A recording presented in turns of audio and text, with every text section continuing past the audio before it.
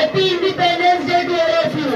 Dear audience, I would like to shed some light of Independence Day.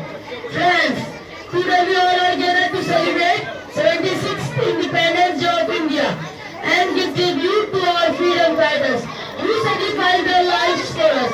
We cannot understand the pain of being enslaved. We are living in peace because they sacrificed themselves of independence.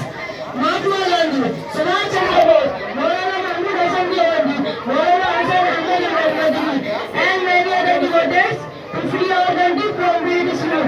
The fight started in 1857, which resulted in the mass movement 1885. Then Mahatma Gandhi, Maulana Abul Kalam Azad, Maulana Shahid Ali Gawar, Maulana Muhammad Ali Gawar was killed and many more to fight. So let's try to remember our achievement of Independence Day. After the day of independence, India gave right to vote of every grown-up.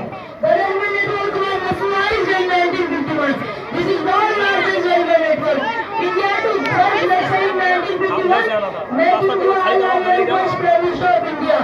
In 1983, India won first World Cup. In 2008, India won first gold medal in the Olympic Games. We can say India is only going forward and forward.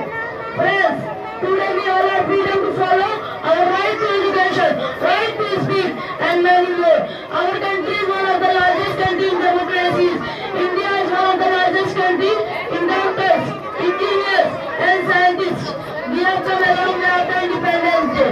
Thank you. Happy Independence Day.